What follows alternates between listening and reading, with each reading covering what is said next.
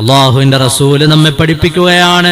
ഇമാം ബുഖാരി റളിയല്ലാഹു അൻഹു ഉദ്ധരിക്കുന്ന ഹദീസ്, ഒരു മനുഷ്യൻ സുബ്ഹാനല്ലാഹി വബിഹംദിഹി എന്ന് 100 തവണ ഒരു ദിവസം ചൊല്ലിയാൽ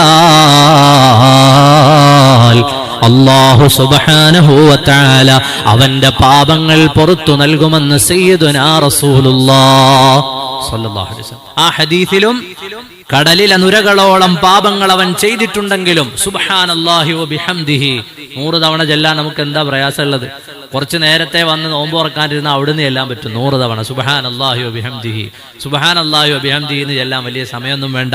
100 തവണ ചൊല്ലിയാൽ കടലിലെ നുരകളോളം പാപങ്ങൾ ഉണ്ടെങ്കിലും അല്ലാഹു പുറത്തു നൽകുമെന്ന് സയ്യിദുനാ റസൂലുള്ളാഹി സ്വല്ലല്ലാഹു അലൈഹി വസല്ലം ഇമാം ബുഖാരി റളിയല്ലാഹു അൻഹു ഉദ്ധരിച്ച ഹദീസ്. അപ്പൊ നമ്മെക്കൊണ്ട് കഴിയുന്നതാണ് ഈ കാര്യങ്ങളൊക്കെ.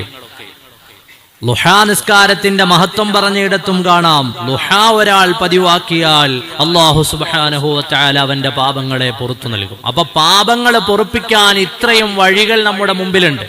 വളരെ എളുപ്പത്തിലുള്ള ചില കാര്യങ്ങൾ പറഞ്ഞേ ഉള്ളൂ.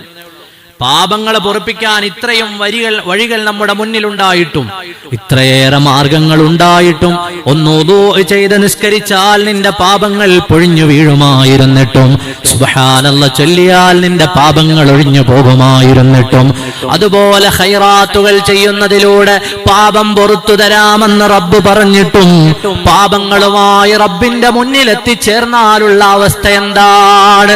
നീ മാപ്പ് പറയാത്തൊരു തെറ്റും കൊണ്ട് മഹ്ശറയിൽ എത്തിച്ചേരല്ല, പൊറുക്കാത്തൊരു പാപവും കൊണ്ട് മഹ്ശറയിൽ എത്തിച്ചേരല്ല.